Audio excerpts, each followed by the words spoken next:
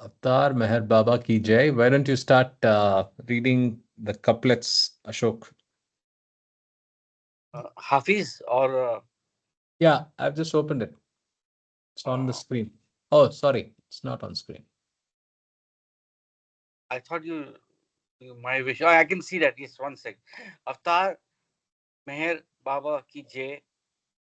Three of Meher Baba's favorite couplets of Hafiz, a mystical Persian poet, befitting a fortunate slave, carry out every command of the master without any question of why and what. About what you hear from the master, never say it is wrong because, my dear, the fault lies in your own incapacity to understand him. I am slave of the master who has released me from ignorance. Whatever my master does is the highest benefit to all concerned. Hafiz, Avtar Meher Baba ki Jai. Thanks, Karthik. Avtar Meher Baba ki jai. So we are going into session number 9 of our reading.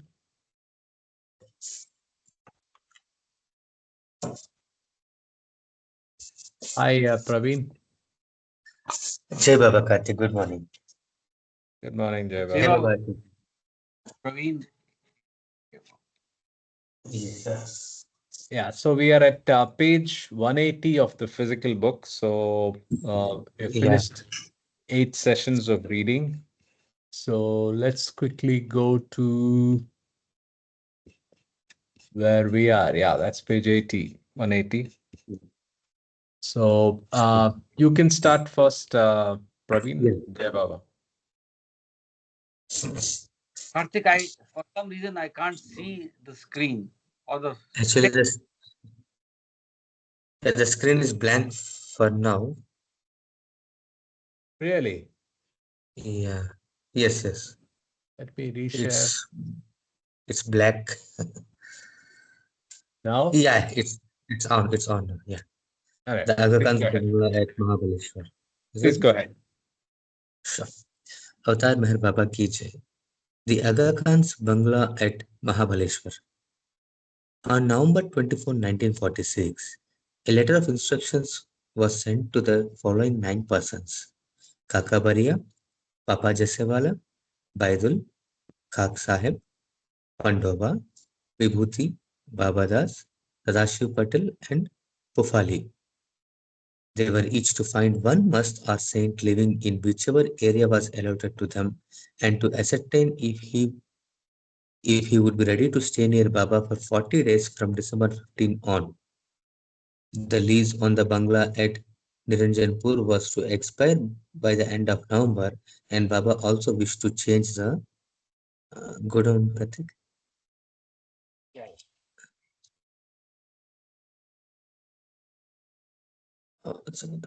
Baba also wished to change the locale of his work with the musts. With this plan in view, Baba instructed Iraj, who was in Pune, to hire a bungalow in the district of Pune or Satara. Through Adurji, a house agent in Pune, Iraj acquired the Aga Khan's bungalow at Mahabaleshwar as Baba's next headquarters. Mahabaleshwar is a hill station 4,500 feet above sea level in the district of Satara, Maharashtra state. The estate had a very spacious compound and was surrounded by tall, massive trees that echoed all day long with singing of birds. On some occasions, jackals or even panthers would be seen slinking by on the jungle side. Baba had visited many places to meet musts, but never a few but after a few years he wished to keep some near him for special spiritual work. This brought forth the idea of having a must ashram. In a way, this phase had its origin in the late 30s at Rahuri near Ahmednagar. Rahuri ashram was mainly for lunatics, hence it was called the Mad Ashram. but one or two God intoxicated souls were also inmates.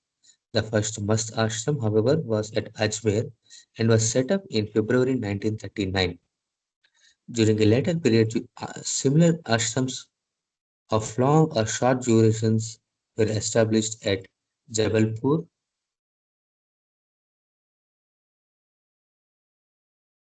Bangalore, Mehrabad, and Ranchi. Baba wished to continue the same type of activity at Mahabaleshwar. There was also a must ashram at Satara for 2 months in 1947. Thus, in the face of Baba's work with musts, there were there were these seven ashrams. Meher Baba and his Mandali left Niranjanpur by the end of November 1946 and reached Mahabaleshwar on December 4, where he stayed for about 6 months. Mahabaleshwar, being a hill station, the climate was extremely cold. It was often noticed that Baba's visits to the best of the hill stations were out of season, and the major portion of his stay at Mahabaleshwar was no exception. Baba's life was a movement of the spirit to fulfill the spiritual need of the time. Physical comforts were no urgent consideration. None of the 9 persons who received the circular letter mentioned above found a must or a saint to bring to Mahabaleshwar by December 14. Fresh attempt had to be made, so the work of the must ashram did not in fact commence until the end of December. The promise of the Godman. By way of concluding the account of this year, I will relate a small incident with regard to a letter received in the last week of December. It was from a school teacher about Baba's assurance for a stay near him. In 1945, Baba had stayed at Pasarani, a village near Vai. At that time, a school teacher named Bhave had been there for Baba's darshan. At the time of parting, Baba gave him some fruit as prasad and gestured, "These are for you. Share this with my love. I will call you someday to Mehrabad for a short stay." Bhave had no news about Baba for over a year. When he heard his being at Mahabaleshwar, quite close to Vai, he wrote a letter to one of the Mandali. Sri Sri Meher Baba was to call me for a short stay near him at Mehrabad. Some say that he does not keep his promise. Apart from this, will I be permitted to have at least a glimpse of him in the near future? Bhave's desire to have Baba's darshan had a specific reason. It was reverence and gratitude too. After his first meeting with Baba in 1945, he was stricken by plague. He had a very high fever and there was a big tumor in his armpit. There had been some fatal cases in a neighboring area, but somehow Baba felt sure of his recovery. He had a strong feeling that since Meher Baba was to call him to Mehrabad, he must survive, and he did. Perhaps Baba's promise was meant to give Bhave strength to bear the forthcoming personal calamity. Words and gestures of Godman constitute mystical symbols. They vaguely express to us the descent of his infinitely patient compassion and help us in all aspects of life. To interpret a gesture of love this way or that is to distort it in its totality. Bhave was and is a student of hypnotism. In the late 60s, he published a book on this subject in Marathi. In the book, he mentioned how he had been successful in helping students in his school to develop a sharp memory. This was achieved through the suggestions given by him based on his experiments with hypnotism. He gave me a copy of this book to present to Baba. It was my thought that Meher Baba, being the master of all such isms, gave Bhava a suggestion and a push in that very first meeting at Pasarani, concealed in a rosy promise. It all happened in a natural course of darshan and in full wakefulness. The Godman helps, heals, and redeems all those who come to him, not through conditioned influence, but through the unbounded spontaneity of life divine. The promise of Sahwas made to Bhave was only the outermost expression of his love. Meher Baba's one promise to all mankind is the promise of self-realization. It is it is for the fulfillment of this promise that he comes amongst us age after age. Meher Baba, however, did give Bhave a chance to be at Meherabad for a short stay in September 1954, as promised, but only after a long period of 8 years. His words come true, but in his own way and his own time. We all know that.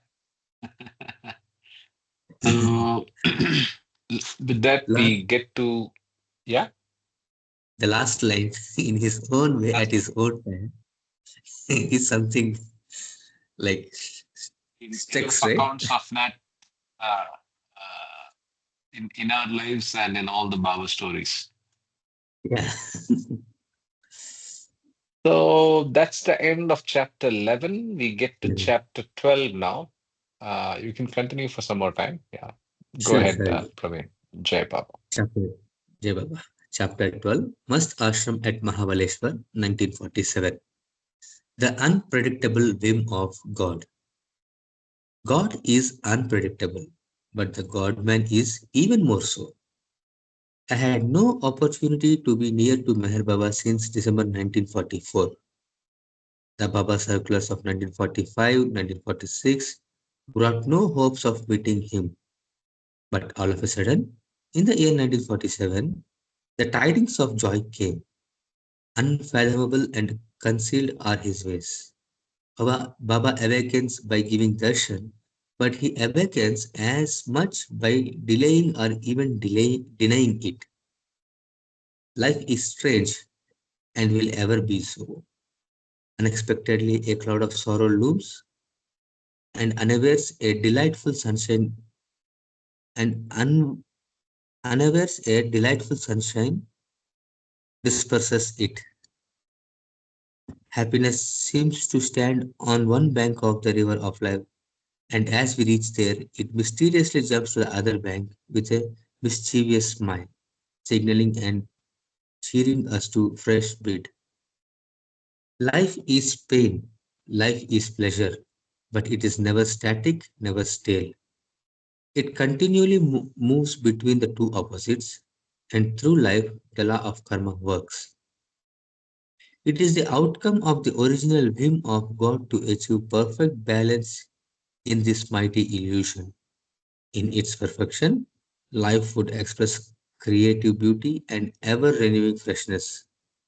Baba once remarked that it is all implied in that beginningless, unpredictable whim.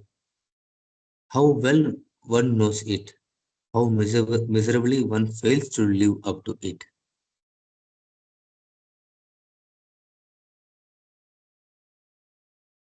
The human form, the scion of light. Meher Baba had specifically stated that it is only in human form on this planet that one can step into onto the spiritual path. Could this be an achievement of a single lifetime? I had quite strong doubts about life after death, but living skepticism is better than dead presumptions born of fear and traditions. It was not good just to lose myself in some kind of philosophy and wordy logical and metaphysical exhaustions regarding different scriptures which failed to satisfy me. I neither allowed myself to be bound by set themes and theories, nor did I condemn any. For me, that was a welcome release, and so I read with an open mind the series of Meher Baba's discourses, Reincarnation and Karma. It added to my understanding a bit, which I must confess was quite shallow. However, I had vaguely felt that the human form is a ocean of light or the priceless pearl. The words of the godman have a magnetic effect. He has no opinions. He knows. He is the incomprehensible beyond, the non-inferable sentience. He reveals the Sentience. limits. Sorry, sentience. Huh? Sentience, yeah. Sorry, I'll read from that sentence. He is the incomprehensible beyond, the non-inferable sentience. He reveals the limits of words. Are you checking the meaning? No, no, I'll just, yeah. The ability to experience feelings and sensations. It may not be necessarily to imply higher cognitive functions as awareness, reasoning, or complex. Basically, feeling. Yeah, non. Yeah. Okay. Yes. He reveals the limits of words, and as they graciously come from him with natural ease, they emit the perfume of his wisdom. There's still something within you, and the awakened heart releases an intelligence which is superior to calculating the bargaining reason. A free meditation on the words of the God-man is a tie that links you to him. But is it as easy as that? Not for me. I must admit that the weakness in me did not leave particularly the emotional part of me. Nevertheless, the heart and the mind were geared to a new level. Heart leaped forth to love Baba, not so concerned with the interpretation of his discourses. Mind with its computing strategy was always the survival of life and proofs of Baba's divinity.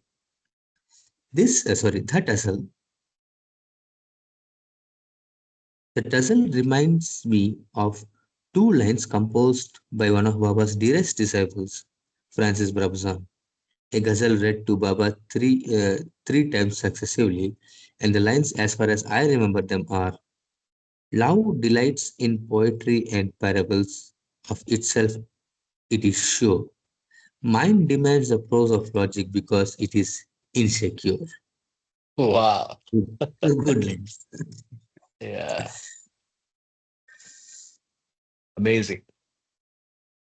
And read it Plus again. heart, yeah. Love delights in poetry and parables. Of itself it is true. Mind It is demands the sure. prose of It is logic. sure. Of itself, it is sure. It is sure. Yeah. Mind demands the prose of logic because it is insecure. Which means your heart already knows it. It is just for your mind to accept it or Yeah. get in way with it. Anyhow. And I being more mind than Hey, heart, hey, I, Baba. sorry, yes, Uh, Yeah, please. Kama. yeah, I want to make a comment here. I think one of the challenges or what I've seen with Baba lovers is they say it's enough to love Baba. I don't have to use my mind. I don't have to read discourses, God speaks, and so on. That's fine enough. I think the difference here is basically loving Baba and actually having the gift of pure love. In fact, the most important thing to remember is without the grace of Baba, you can't love him.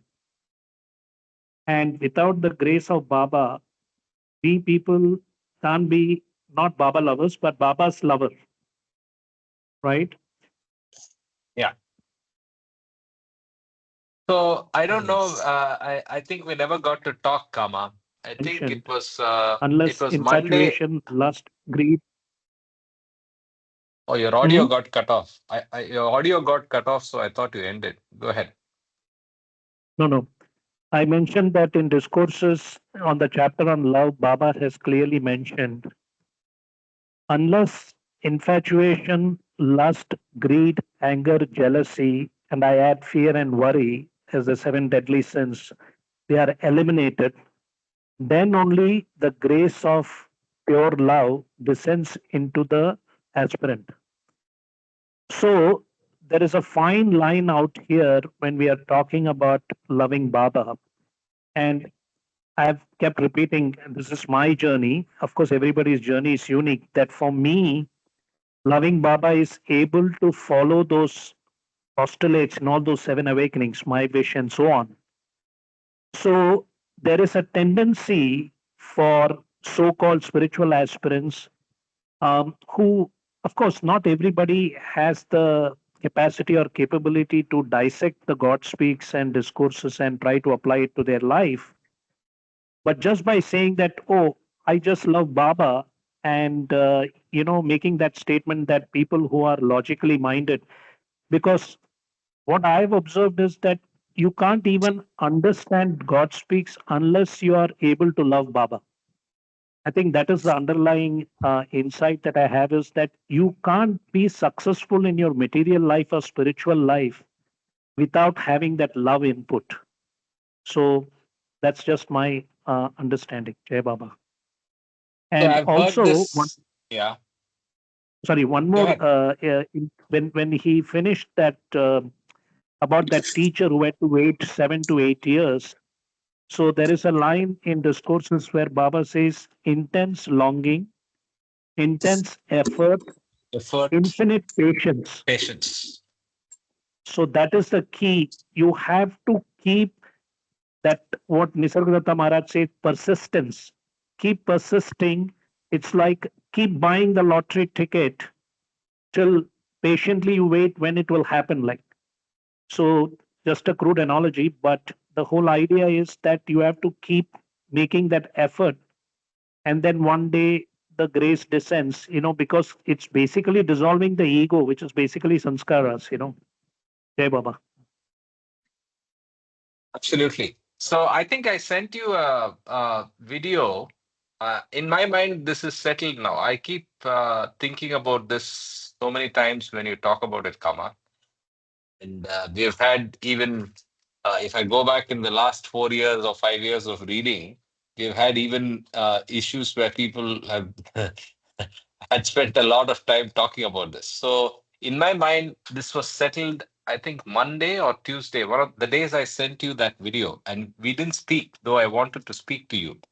So in that video, it's a conversation between what's his name, Peter Nordin and Ward Parks, and I even marked out the time for you. In the 50th minute onwards or whatever, he addresses this topic very beautifully, and he's not commenting. He's just recounting what happened between Baba and a few of his lovers. There were three examples, and in my mind, at the end of it, I was very sure. So it's actually intense effort, infinite patience, and intense longing, right? So the question was around effort and grace. The question was around what's the role of just loving, or what's the role of knowledge, what's the role of working hard for Baba. So I wish you heard it, or maybe you already did. Otherwise, I request you to do it. This is all I wanted to tell you, if we got to speak. So I'm glad you Yeah, made this comment. no, Jai Baba, I did hear, I think 45% of it, and I probably heard that part. Okay. I believe that being a human being with a material body and spiritual body, there has to be the balance of the mind and heart. Of course, heart has precedence over the mind. That's very clear. So I believe that on that video, we have multiple, there are a couple of things. One is how you demonstrate love, whether you do it through Jnana Yoga, Bhakti Yoga, Karma Yoga, or Raja Yoga, is dependent on that person's sanskaras and characteristics, personality. And of course, we know that the perfect master or the avatar will clearly give instructions to that aspirant. So the mandali, basically their job was to just complete surrender, be like the Hafiz sayings. They don't have to question anything. Then there are people in the periphery like, Bal Natu and all those people who are working people and who loved Baba. And they also wrote to him, and of course, Baba replied to everybody and gave instruction. That is another great way. Now, what happens to people like us? We can't write a letter to the, Nirguna Nirakara No. aspect. So the best thing we can do is basically keep reading the discourses, because Baba took all the trouble to dictate discourses and God speaks for humanity. So I think based on one's personality, it's imperative to understand, the framework, that's what we have been doing here now, and accordingly try to follow the precepts as much as possible. That is the best we can do in terms of how we love Baba. That's my point. Jai Baba. Jai Baba. Karthik, if you could share that with me also, like with us Yeah, also. yeah, I will. I will. Yeah. I'll probably drop it on the chat here itself. Yeah. Please Yes. And continue with from what Kama Anda. said, Yeah. with what Kama said, I think I agree to the most of it. And what you were saying is also correct. But actually, what he said has a real metal to it, because it's true that we should love Baba. Loving Baba is enough. That also, I agree with that fact also. But obviously, when we love Baba, at some point of time, he brings us to this juncture where we will go through this courses and God's speaks. I think that's how it goes. If we are really having that, if we have it in our hearts, it will happen in such a way that we will come to this. There is no escape. That's what I feel.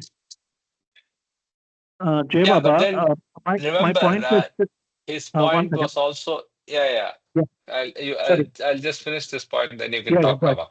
No, Go ahead. like Kama said, he already said that horses for course. I mean, each one has his own journey. There's no doubt about it. Yeah. So, like he said, it's his journey and it's everyone's individual. But predominantly, this has been something that's been bothering me and bothering probably many of us on what does Baba mean and why does so what is just loving Baba? So obviously, in a very broader sense, I'm making the statement, but you know what I'm getting to. But I really got my answer. I'm never going to get that question again. I don't have What any doubt after that what is conversation. Yeah, go ahead, Kama. no, Karthik, I am curious to know what is the insight that you got now that you feel comfortable about loving Baba? What is it? No, it's not an insight. It's just that it's not a either or situation or it's not a free pass.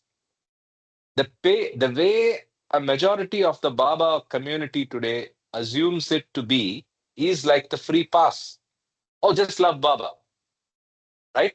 And I believe that's shallow. I believe that's not enough. The bar is very high.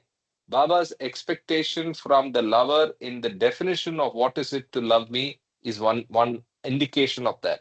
Second, the effort that is required is a lot, and I'm not trying to minimize the power of His grace, but to be deserving of His grace, you need to do a lot. So I'm not Yes. here to throw a wet blanket on people's expectations or hopes for this lifetime, but I'm here to say that there is a balance of a lot of work and the grace of the master. There is effort and there is grace. But effort comes first. You cannot deny the fact that effort is required to be eligible and qualify for the avatar's grace. Okay. That I So am I am firmly in my head now. That's yes, but firmly in my head. Yeah. when you talk about effort and all that stuff, what does it particularly mean in terms of day to day life? That's my point. Is very simple. That the So moment you get up in get up in the yeah. morning, the 16 hours of a day, you deal in relationships. Correct. Let's come to Mhm. the specifics of our daily life. What does that mean when we say loving Baba? How does the message loving Baba apply to our daily life in terms of our action of thoughts, words, and deeds? So that is where I come to the practical reality that yes, theoretically I can say a lot of things, but the important part is for a simple human being who doesn't know about God speaks, who doesn't know about discourses, what is the best way for him to love Baba? It's the way he deals with in his relationships, whether it's the animate world, animals or human beings, or even with the inanimate world. So our day-to-day action in terms of how we do our work, everything related to your waking state. That is why I felt that those awakenings, which I call the my wish, the seven realities, those are like a check mark, like a checklist of how you're really loving Baba. Because love is something like oxygen. You don't have to talk about love. It is about how you are actually proceeding with your life in terms of your daily action. That is my point. Because people just throw the word love and make some generic statement. So that is my point. Hey, Baba.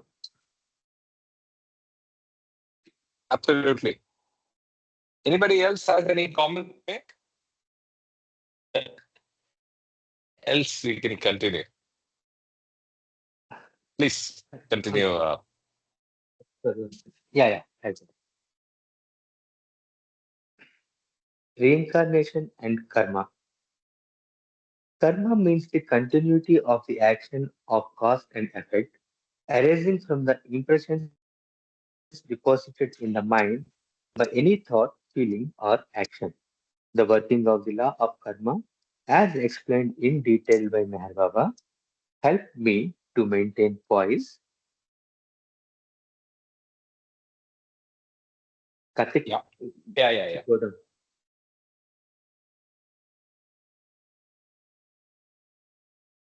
A poise and peace, not only on the intellectual level, but also on a much deeper one. In those days, I often asked myself, why should I suffer? And why so severely? The study of the discourses made me put a counter question. Would it be just to have favors throughout my life? God shakes one through pleasures and pains until one submits to his will voluntarily and happily. As a sunflower turns towards the sun,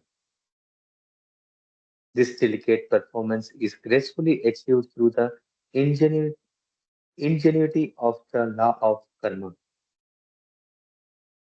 The time at which this fact begins to be appreciated varies widely with different individuals according to their spiritual needs, which are not necessarily similar.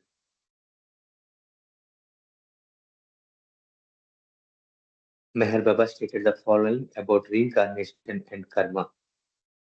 In the successive incarnation of an individual soul, there is not only a thread of continuity and identity, but there is also an uninterrupted reign of law of cause and effect through the persistence and operation of karma.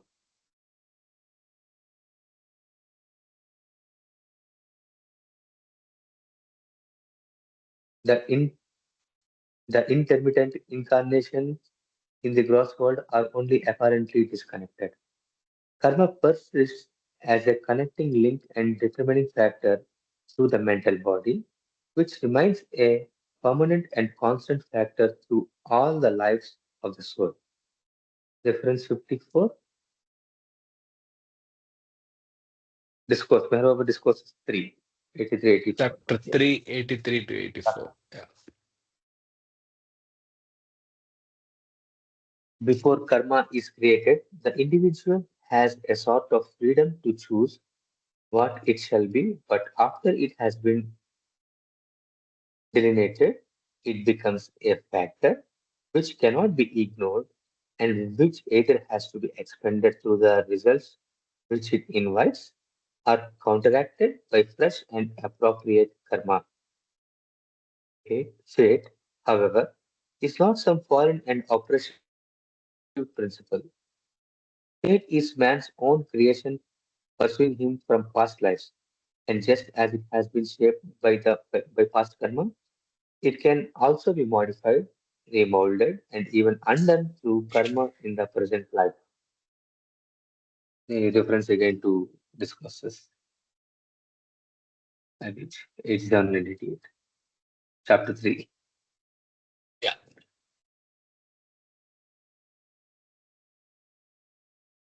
A dive into life divine. We completed everything above. Just go up, Karthik. I just have a small doubt. What's that? Did we complete the previous paragraph? Yes, yes, we did. That's the end of it. Oh, okay. Okay. Fine. A dive into life divine. I But, did not. we can rotate the reading if Mr. Sanjay is okay to read. And is that okay with you? Maybe Everyone's Sanjay is fine to read. busy. Yeah. Uh, Ye- you Yeah, actually, I just got up. I'm not Uh, 100% well, so okay? Okay. No, no. So, definitely. so no Yeah. problem. No problem. You can pass. Uh, uh, you can read for some more Let me time if continue you're for some more. comfortable. Some more. Yeah, yeah. I Please. can leave some more. Yeah. A dive into life divine. I did not accept Meher Baba's words as mere comforting answers to my questions. They were and are entirely different from armchair rationalizing opinions. Mind is often tempted to withdraw from the immediate present and gets lost in the hopeland of future. The words of Meher Baba help one to have alert acceptance of things and events as they are. One accepts oneself for what one is, whatever it be, and therein lies the near fading glory and strength of his statements about the law of karma that directs each and all of the purposelessness in infinite existence. Meher Baba said, the law of karma is, in the world of values, the counterpart of the law of cause and effect, which operates in the physical world. This is again another reference to discourses, chapter 3, page 89.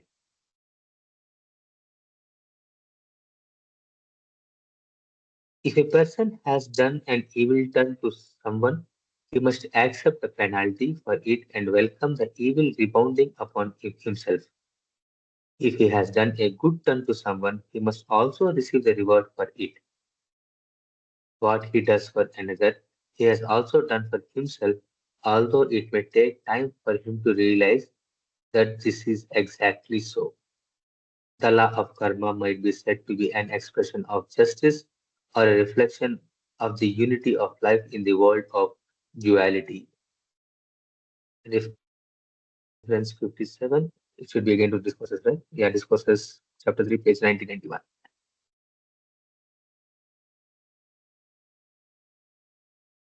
The life of the reincarnating individual has many events and phases.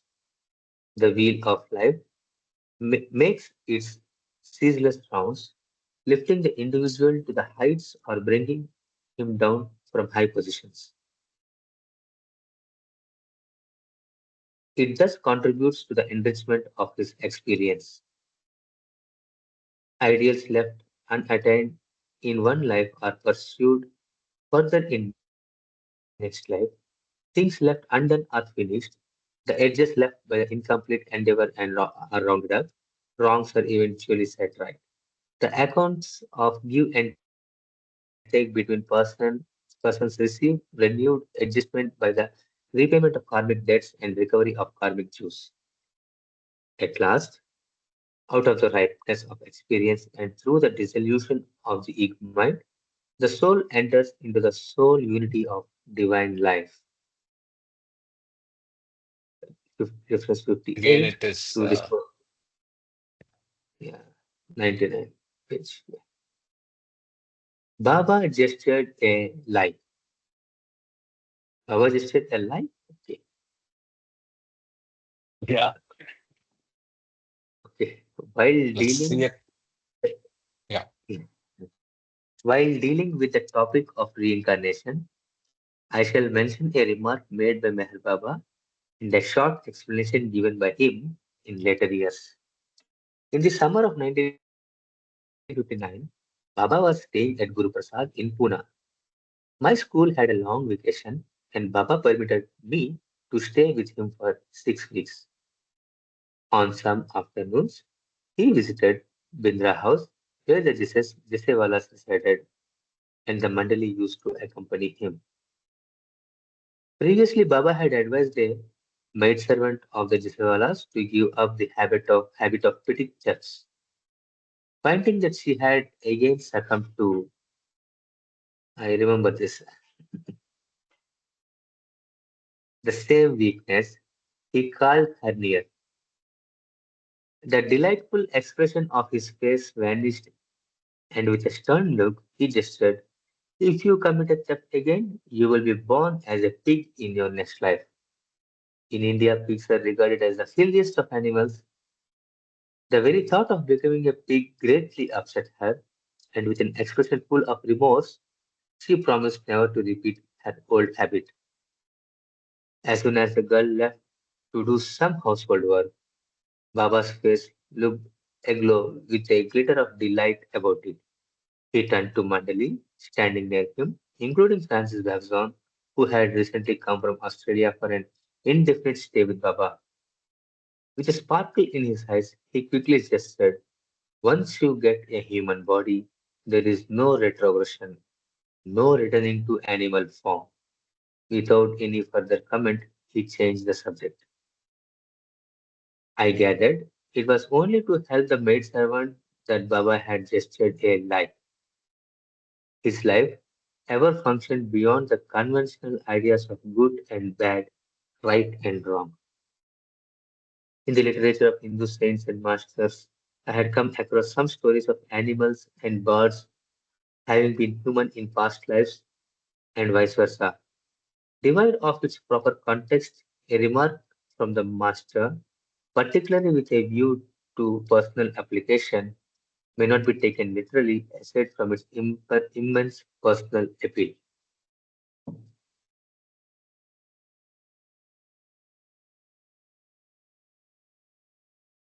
Mind, its appearance, and total disappearance. On an earlier occasion, Meher Baba had explained, Hindus believe in the process of reincarnation, Christians and Muslims do not. Hindus exaggerated and overemphasized this theme, others treated the subject as blasphemous. When Krishna explained reincarnation, it was in context with the gross body. When Jesus and Muhammad remarked, there is only one birth and, and one death, it was in inference to the mind. The very first separate appearance of mind is the birth of an individual, and its total disappearance, rather annihilation, is death. Mind is born once and it dies once. In the light of this understanding, what the Hindus, Christians, and Muslims believe is true.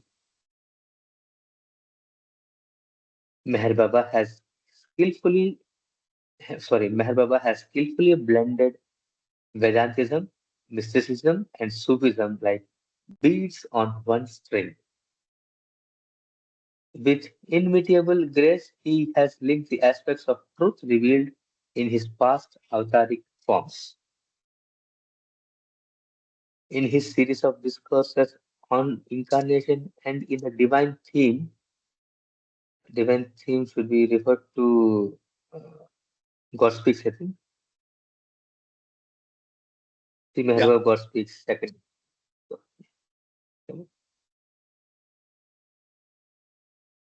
Divine theme Meher Baba has explained in an appealing way with the help of charts the journey of soul to the oversoul.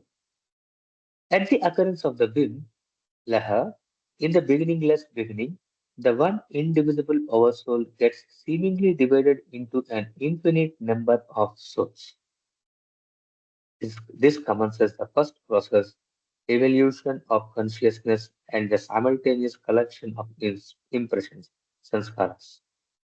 The evolution of forms, freestone forms to human form, is the byproduct.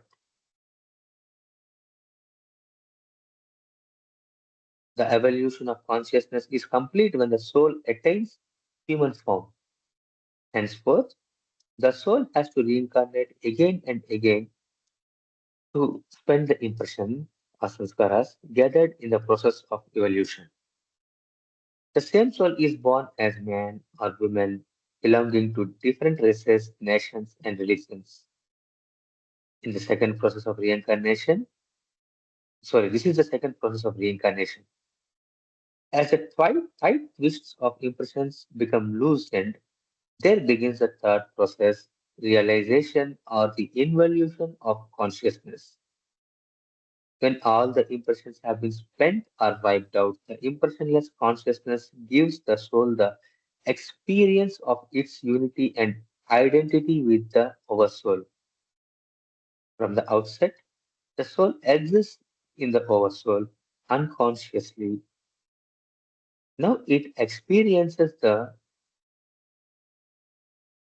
oversoul consciously. In fact, the Leela, divine sport of evolution, reincarnation, and realization, is a three-in-one process in the eternal now. Thus, the birth, the life, and the passing away of a being is a marvelous voyage of the soul from the unborn to the unknown. And during the visible part of this enigmatic sojourn, the law of karma is the compass and the wheel that steers the soul on the uncharted ocean of life.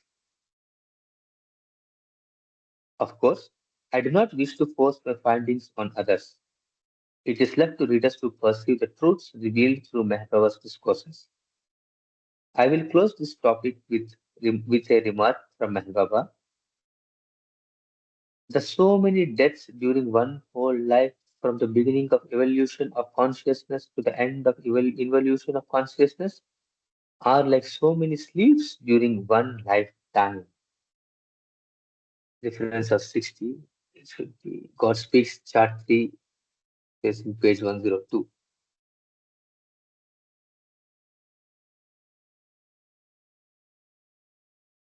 A stable, Okay, now we can time. proceed Yeah. reading. Ashok ji, you are in a position to read.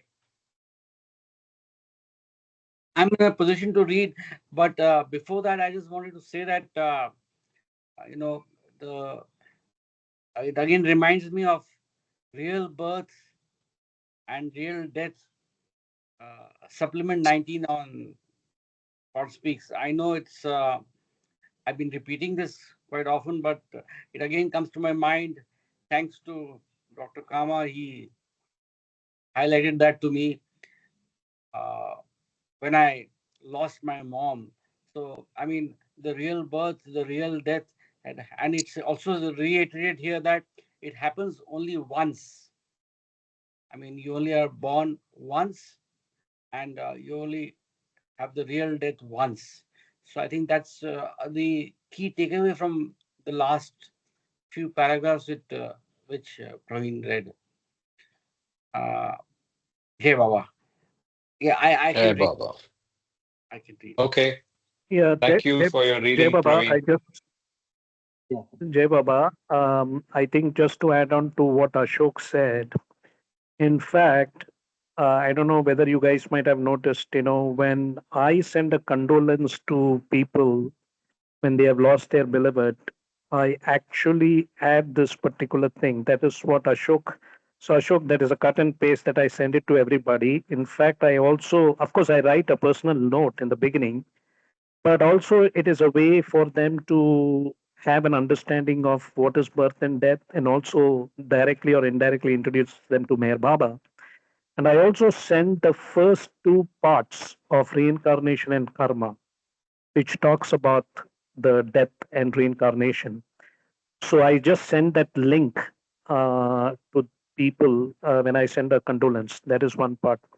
The second part I wanted to mention was when Praveen was reading that, as Baba said, that it's like each birth and death, the many reincarnations we have, it's like going through a daily sleep and getting up in the morning. So it's almost like a Russian doll, subset of subset. In fact, one can actually go in a very subatomic level or micro level. So every breathing cycle So inhalation is like creation, retention is like preservation, and dissolution is like when you exhale. So imagine every breathing cycle, we are the creator, preserver, dissolver, because by the time I finish this sentence, 50 million reactions are going in the body. That is why the universal law of nature is impermanence, is a basic theme that if we keep in the back of the mind, because nothing is permanent, everything is constantly changing, apparently changing, of course, because the self, the soul doesn't change. It's only the consciousness which has gone through evolution. Now, in the human form, is going through reincarnation to spend sanskaras and goes through involution to unwind sanskaras so that it can realize itself. That is the whole journey. Hey, Baba. Jai Baba. Thank you. Uh, Avatar, Beautifully put. Yeah, Ashok, go ahead. Avatar Meher Baba ki jai. A stable turned into a mast ashram. Now I turn to some of the events in Meher Baba's life during the year 1947. From Niranjanpur, the place of seclusion near Dehradun, Baba and the Mandali went to Mahabaleshwar in December 1946. There he stayed in the Aga Khan's bungalow, Florence Hall, which had a very large compound. By the side of the main building, there was a big square stable with a corrugated roof. A huge teak door was its only entrance. Baba asked his mandli to repair and clean the stable. Utilizing Tatya asked his mandli to repair and clean the stable. Sorry. Baba asked his mandli to repair the stable. Utilizing Tatya and bamboos, he then had it partitioned into about 18 small rooms. Baba wished to continue his work with the muss in his stable, and he commenced this phase in the last week of December 1946. The first must whom Baba contacted was Ali Shah, one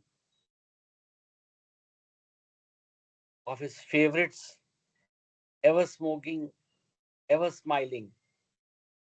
In addition, Baba had other musts and also some mad persons and destitutes in his ashram. So this was a triple ashram for musts and mad and disabled elderly persons. The main work with them was done in January 1947. For the first 2 weeks, Baidul was in charge of the ashram management, looking after the various requirements of the ashramites. Next came Kaka Baria and BD, Papa Jisawala. Papa's work with his inmates would begin at 8 a.m. First, he would bathe some of the musts, then he would closet himself with some of them for silent conferences. The big door would be closed, and none of the mandli would be allowed to remain inside the stable. At 11 a.m., Baba himself would distribute food to all these guests. Some musts he fed with his own hands. He once remarked, "In bathing them, I bathe myself. In feeding them, I feed myself."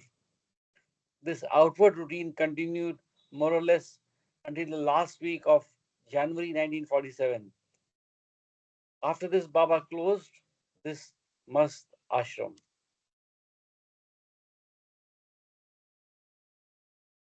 By the way, I would like to mention that this particular stable has a special importance for many Baba people. On October 16th, 1950, when Baba was in the new life, he allowed his disciples and devotees to assemble at Mahabaleshwar for his sevas. The gathering was held in this very stable, and here Meher Baba delivered the unforgettable Baba's sermon. He personally handed over the copy of the sermon to everyone present and instructed each one to meditate on it daily. Silent Dondi Bua and laughing Kabir. Yeah, just just a minute. Just Yeah, yeah. wanted to add this 16th October 1950 was a day that Baba came out of the new life for a day to meet everyone. And there are many stalwarts, Baba stalwarts, who met Baba on that day. Two of them was Pratap Kaka, Pratap Pahir.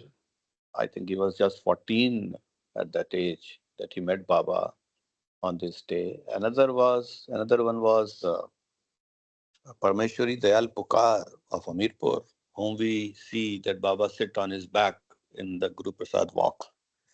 So he was the one who met Baba, and he was a staunch Ram Bhakta, but he somehow landed up at that place, and he was revolutionary against the British.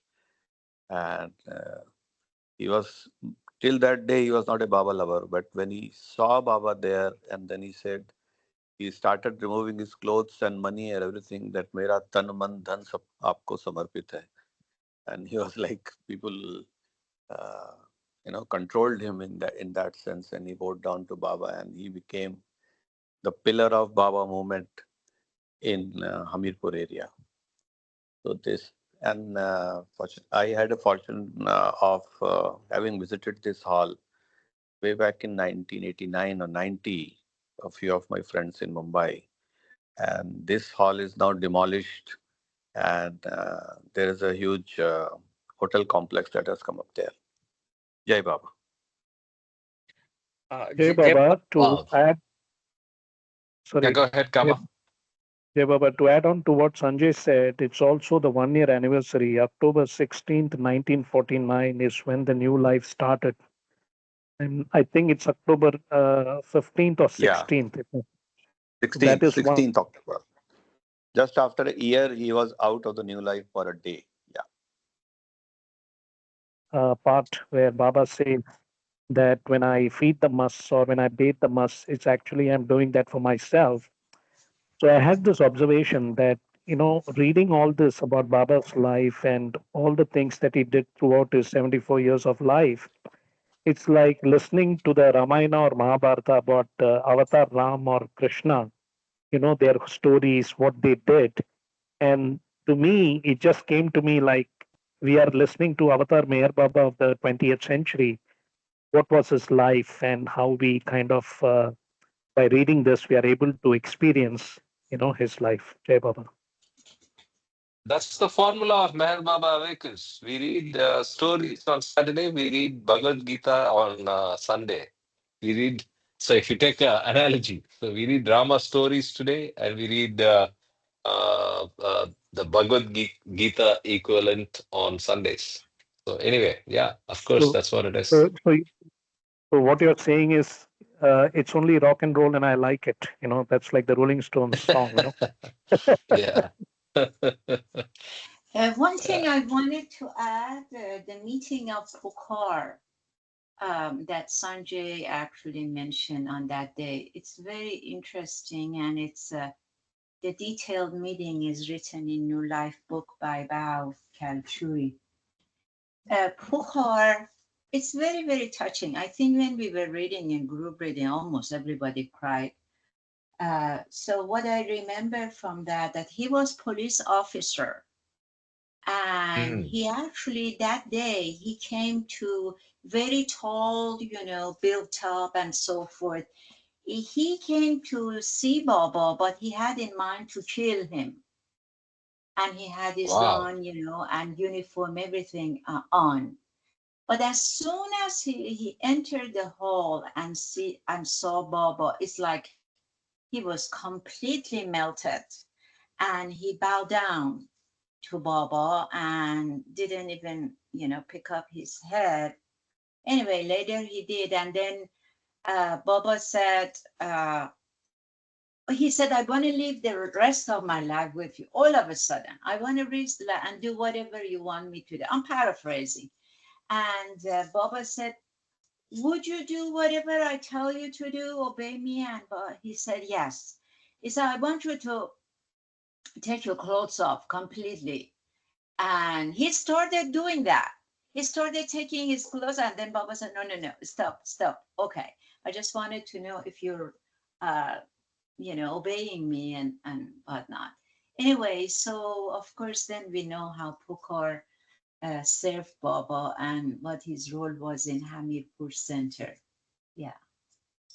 There's a book actually now about him that David Fenster has written. I haven't read it, but it recently I came out. haven't read it, but yes, there is a book. Yes, Pukar's Diaries. It's the name of the correct. book. Thank you for Yeah, the title. Yes, yeah. that's the And title. Yeah. by the way, I'm going for the Mela this year after many years. 16, 17, Okay. 17, 18, 19, Hamirpur. Yeah, Jai Baba. I think Kama is going to be there as well. Okay. I Yeah. just want to add, if everyone's finished, can I? Yeah, please. My Please. observation about Pratap Ahir is that he can barely walk, but he takes help to reach the Pune center and still sings devotional bhajans.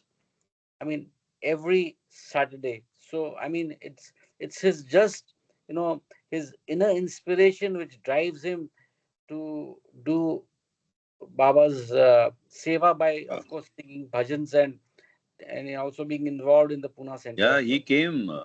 Ashokji came for our program also in Khargar on 22nd. Okay. Yeah, Jai Baba. I If mean, he somebody has seen the video to Yes, I saw it. Yeah. his songs, He yeah, Jai spoke. Baba. Yeah. Yeah, spoke and sang. Yeah. and Karthik, please put the video which you mentioned was very, I already put it on the chat. So grab okay. it before the meeting ends. Yeah. Yeah, yeah, I'll grab it. But I'm just saying that, I and can you? Is my voice clear? Yeah, yeah. Please continue. Yes. Jai Baba. Silent Dondi Bua and laughing Kabir.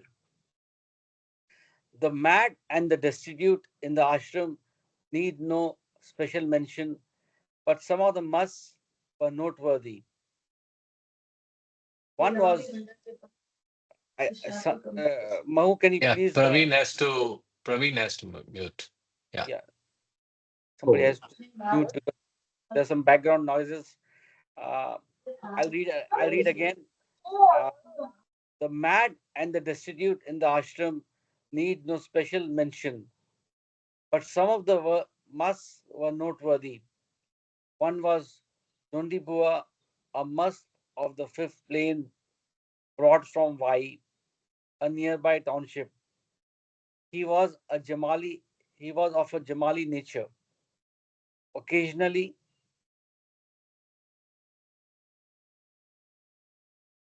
the ripple of a frown would cross his face, though there was the light of a smile in his eyes, in inverted commas.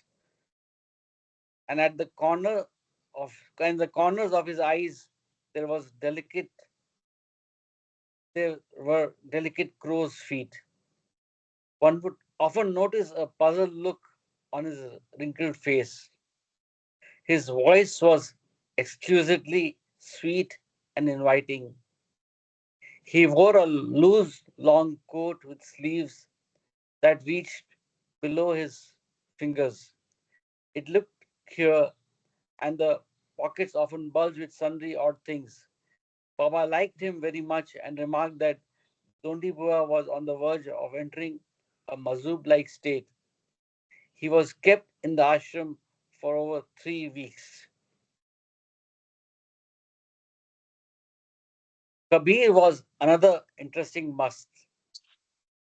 He was from Kurduvadi, and I used to see him rolling in the streets or lying near the urinals with a peculiar delight about his face.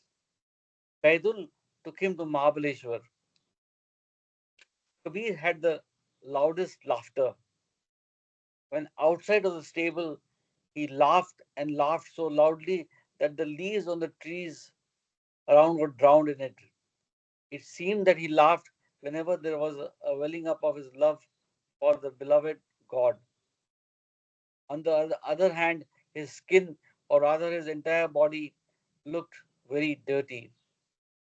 Two uneven rows of misshapen yellow teeth added to his exterior ugliness, but in spite of this, there was a sense of some inner luminosity to which his outer shell did the purest justice. Cross reference 61, uh, William Donkin, The Wayfarers, page 143. Kabir had a habit of making signs in the air while having his meals. He would rare, he would roar with laughter at each morsel. It was said that at Pandharpur, as he lived near a cemetery, he ate even the remains of corpus. So oblivious was he of things he consumed. He had a strange, ecstatic look. Dr.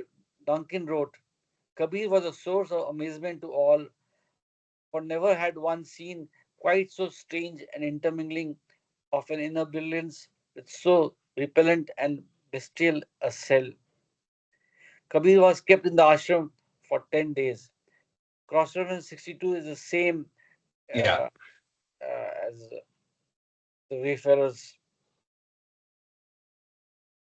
Shah Sahib, smoker, and Jumma the docile. Shah Sahib was perhaps an immigrant must from Africa.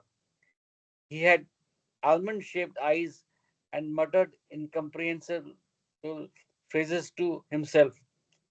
At first, he was seen either sitting quietly, gazing absent mindedly at almost anything, or resting flat on the ground, swathed in a back blanket. He was such a chain smoker that even his body had the peculiar rank smell of tobacco. Sometimes he looked dazed, and sometimes he seemed quite happy with himself and his life in the ashram. When the ashram was closed, he was very reluctant to leave Baba's atmosphere, and as an exception, Meher Baba allowed Shah Sahib to stay on until he shifted his headquarters to Satara.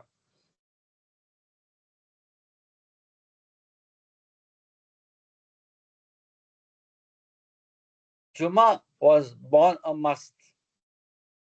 He was from Baramati, a prosperous township in the district of Pune. In the midst of such a type, Madarzab, the love for God is an untutored and inherent flowering. Juma had some traits of a Jamali must too. He was very docile and seldom spoke unless spoken to. Tall and slim, very docile, and seldom spoke unless spoken to. Tall and slim, with very supple joints in his arms and hands, his movements resembled the writhings of a snake. He was in the ashram for about 10 days.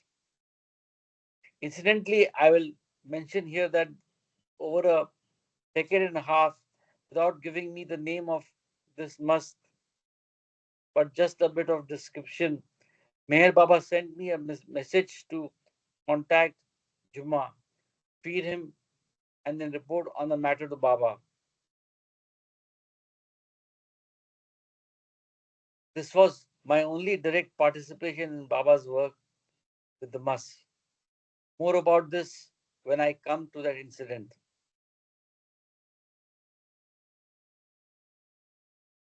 An adept pilgrim from Bhor. The other two Mas brought to this ashram were Pelwan and Vasudev Swami. Pehlwan means a wrestler. He was a quite young and would perform physical exercises at the slightest suggestion. He had a very good physique indeed.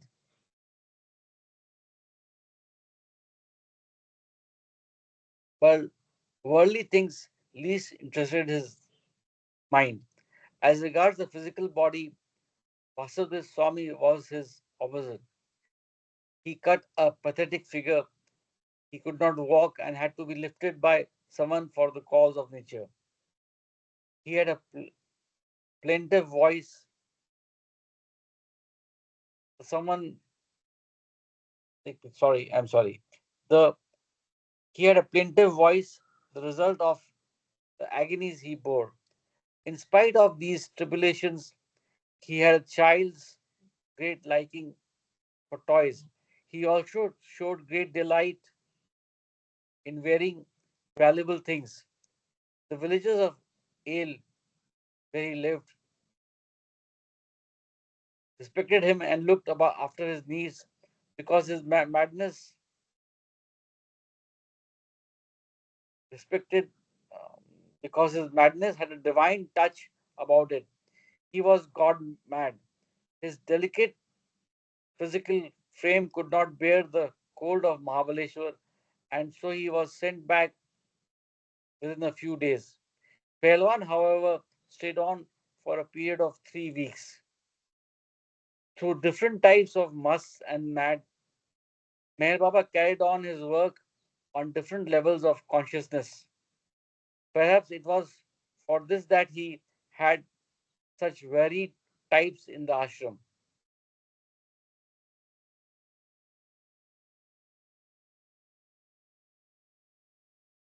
The visit of an adept pilgrim to Mahabaleshwar in January 1947 is worth mentioning. Erech brought him from Bhor, about 40 miles distant. He told this pilgrim that he was being taken to his Erech's elder brother. To this, the adept pilgrim promptly replied, "No to your elder brother, but to Meher Baba, who has in him the whole universe." He further remarked, "He is in this world, that which is above it and below it. He is in me and in everyone." Cross reference 63. We'll see that later. Oh, okay. The Wayfarers, page 144. After reaching Mahabaleshwar, Erech told Baba about this incident and he decided not to keep him in the ashram. Baba did not even see him personally. That was not necessary.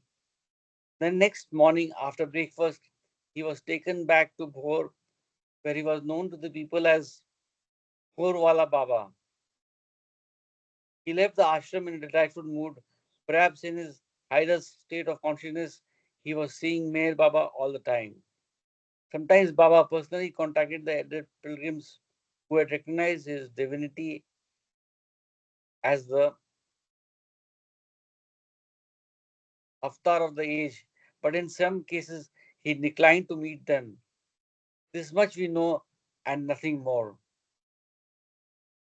So there are different ways of Baba which is beyond our rational thinking. I mean, he does things which only Baba knows. Jai Baba. Jai Meher Baba. Baba kept himself busy the whole day with the activities of the Mas ashram. The schedule during such phases of his work was of clock like precision. When he was in the company of Mas, one could sense the vibrations of compassion and peace flowing from him into their dazed beings. For about a month, he personally fed them with his own hands and also from his inexhaustible spiritual granary. On the on 28, 1947, Baba offered his services to a score of poor people and the ashram of Mahabaleshwar for the Mas. The Mad and the Destitute was closed. Avatar by Jean Adriel. Being engaged in must work, Baba was not in the mood to give a special birthday message for the year. Accordingly, according to the Zoroastrian calendar, it was on February 15th in 1947. Baba lovers at different places in India and abroad celebrated the day as a private function. The following two cables from the West were received by Meher Baba. Our heart sings happy birthday to you, beloved, in spirits with you. We are always longing for reunion with you. Glad you are born that we may be reborn in love.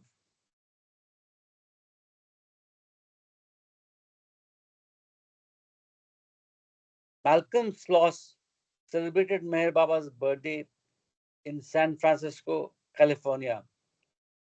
It was a lovely evening, and the small group that gathered there felt Baba's presence. It was in this blessed month that Jean Adriel published Avatar, the life story of the perfect master, Meher Baba. She dedicated the book to the living Christ, whose beauty the very heavens cannot contain, but whose presence may be found in every humble, loving heart. Jean Adriel very skillfully propounded the advent of the Avatar, Meher Baba, and a few phases of his work. Somebody has to mute their.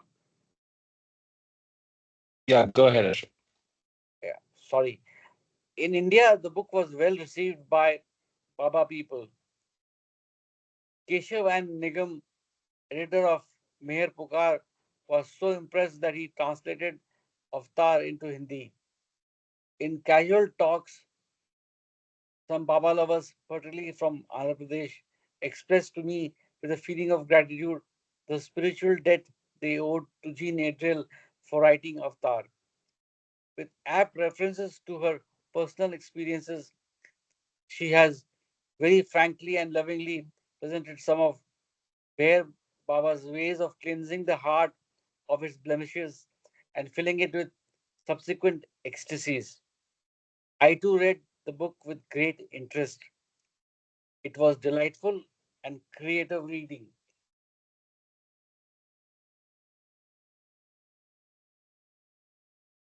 Her writing reminded me of Meher Baba's words addressed to her one day in 1937. While explaining to Jean about the inner drawing and withdrawal of the divine presence, Baba dictated on his board. It is my way of working.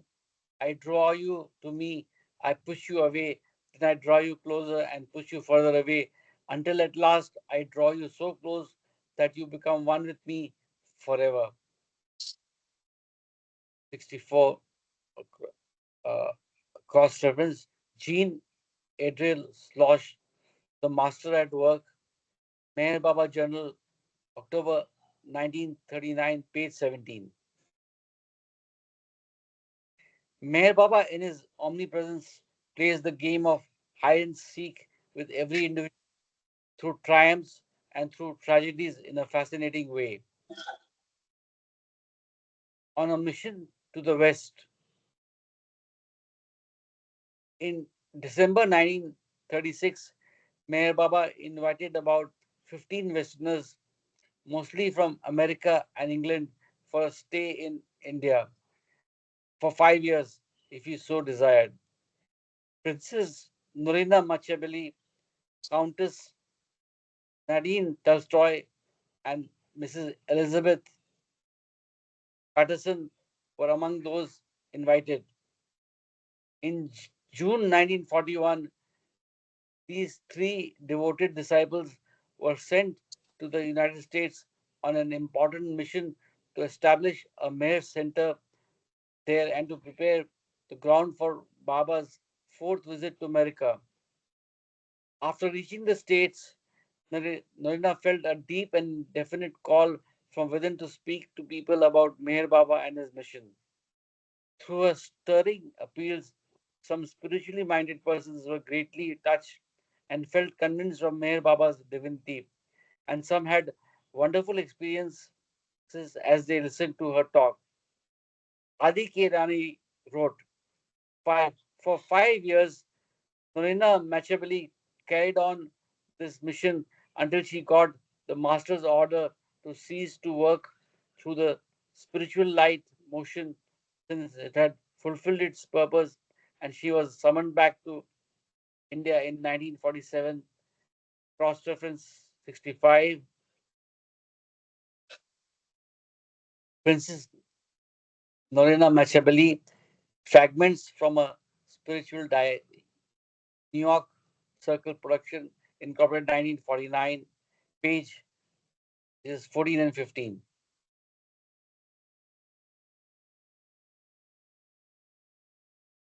Nadine Tolstoy was observing silence during the last period of her stay in India. After her return to the West, she became ill and later passed away in April 1946 to live more than ever in Baba's being. Elizabeth Patterson successfully established Mayer Center on the lakes at Myrtle Beach in South Carolina. Some Baba people in America had not seen their beloved master since January 1935. They were anxiously waiting his next visit, which was overdue. There were also those on the west coast who had heard of Meher Baba through Narina, Elizabeth, and other Baba people. They were eagerly looking forward to their first meeting with Baba in 1947. However, as Baba was deeply engaged in his special must work in India, he postponed his visit until 1948. A special message for the Westerners. In March 1947, Meher Baba conveyed through a special message his decision to postpone his visit to the West.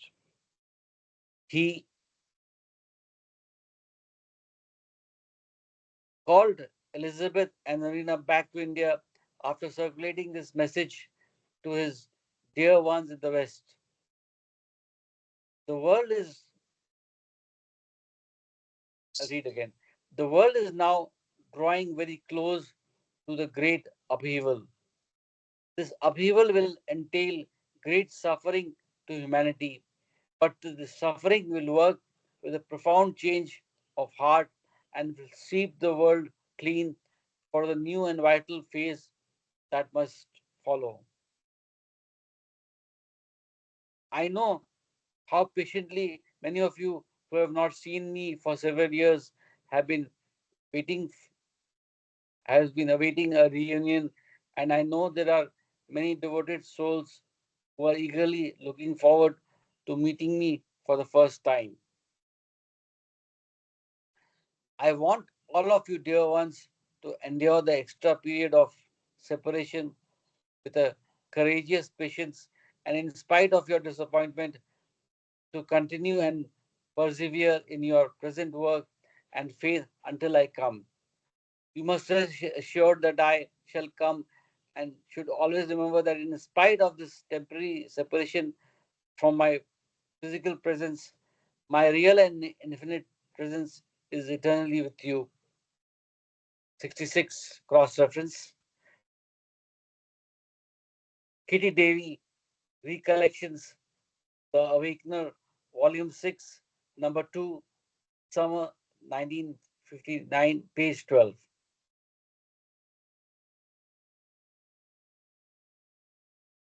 There were more changes in the above plan, and Meher Baba visited the United States not in 1948 but in April 1952. May God save us from this soul. In addition to the foregoing message, the following two cables were sent in 1947 to some of Baba's disciples in the West. Whenever Baba was not in seclusion, he would attend to the correspondence received from his followers. spread over the world and would dictate replies to guide them. To one of them, he cabled, "Wait, see, and decide as you think best, love."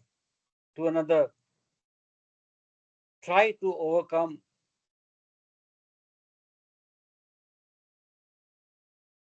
Karthik, you got to move the screen.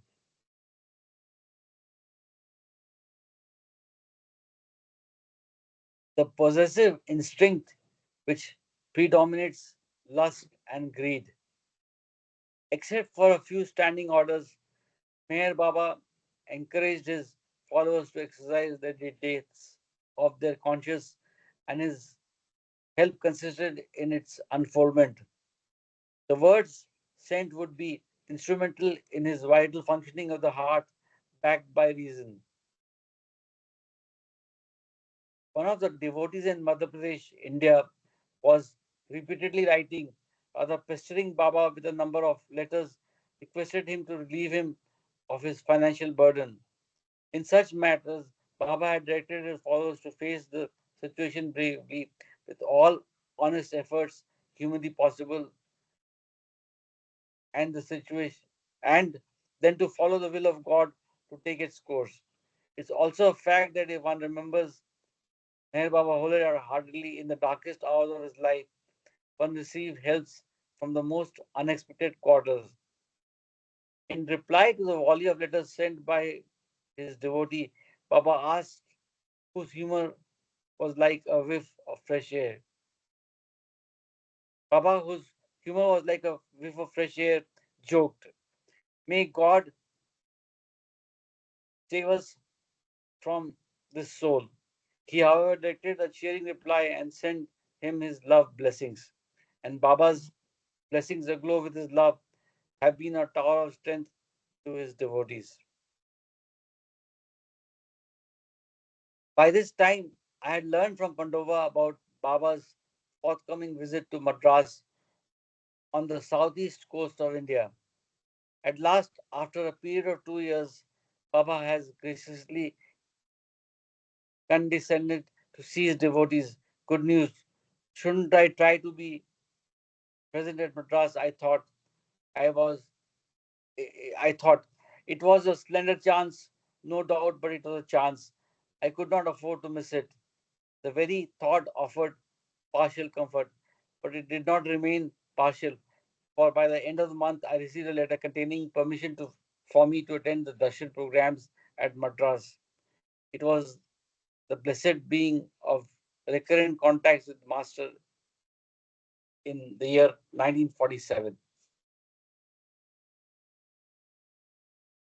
Okay, so this is next chapter, Meher Ashramam, the Chennai Sahwas 1947.